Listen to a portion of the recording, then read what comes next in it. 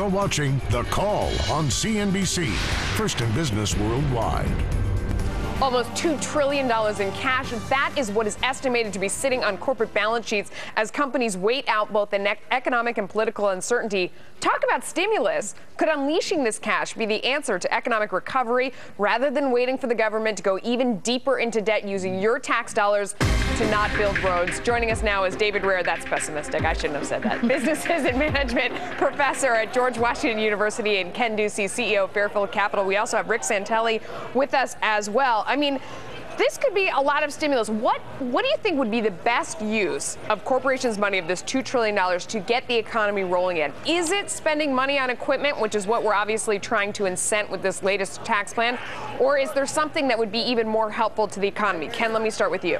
Yeah, sure, Dick. And we obviously deal with a lot of smaller companies. And as you said, uncertainty right now is the word of the day. Nobody knows what is going to happen. And that is what is right now have everybody frozen in their tracks. The best news would be that they're going to continue just doing what they're doing. Nothing's going to change over the next 12 to 24 months. And then companies will know what the plan is. They'll know what the yeah, but what would be best for the economy? I mean, should they hire people with that money? Should they acquire other companies? Like, what would provide the biggest bang for the buck if we're looking at corporations and this money as this stimulus that could be unleashed? Yeah, they absolutely will. They want to hire people. They want to grow their companies. The problem is they just don't know what the playing field's going to look like in 6 months. And that's what's freezing them. So when you talk about the money, when you talk about stimulating the economies, it's going to come from these smaller or privately held companies, a lot of it, and they don't know what to do. They don't know what to invest in. They don't know if they should be hiring or not hiring because they just don't know what the landscape's going to look like. And it's a lot of it just because of these different plans and bills. Let me just quickly ask you, I mean, you look at what the administration is proposing right here in terms of the tax benefits of investing in business equipment, but does that actually translate into demand, which is essentially what we need to have in order to get this economy rolling again?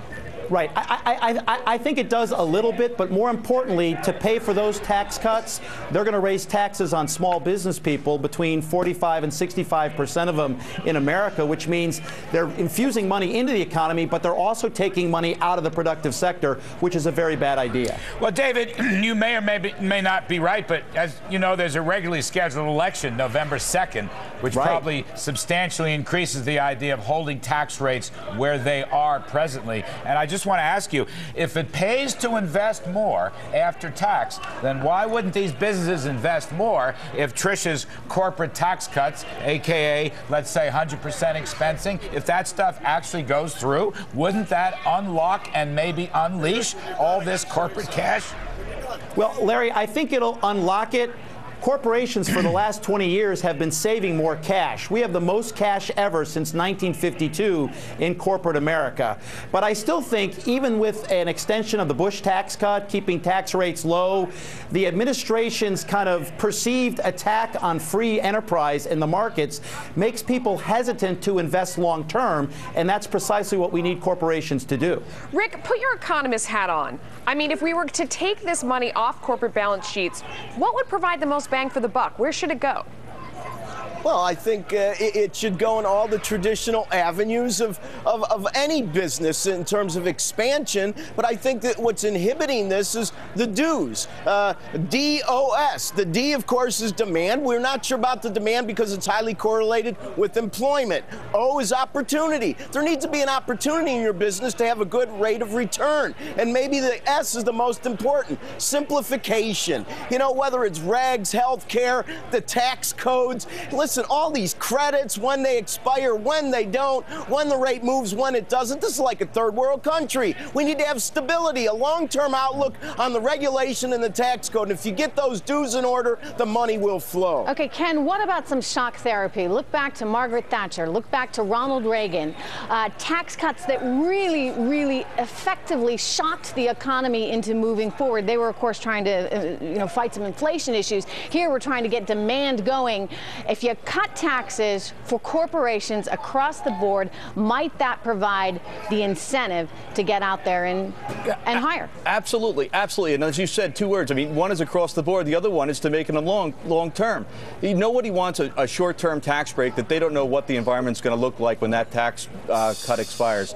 They want to know that this is going to be something that's going to be in there for the long term so that they can then plan accordingly. They can hire somebody that they know is going to be around and be able to work for a long time, not somebody that, hey, well, we're going to see this short-term stimulus, but then at the end, you know, have it that we don't know whether or not we're going to be keeping them or not. And again, it all comes down to that certainty level, which is that they want to be able to plan out. They're very smart.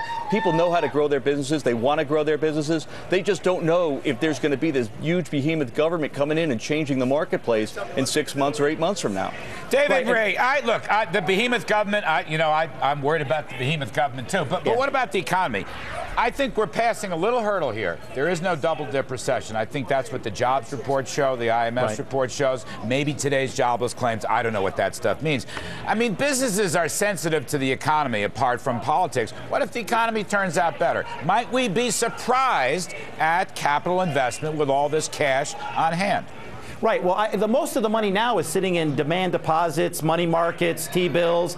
They're not getting a great return like they could if they put it into real things. So I think, you know, once the spark goes, the money's going to be unleashed into the economy. But the problem is some people keep kind of putting water on the spark. Right. They and want that to creates invest. Uncertainty, and people are holding back.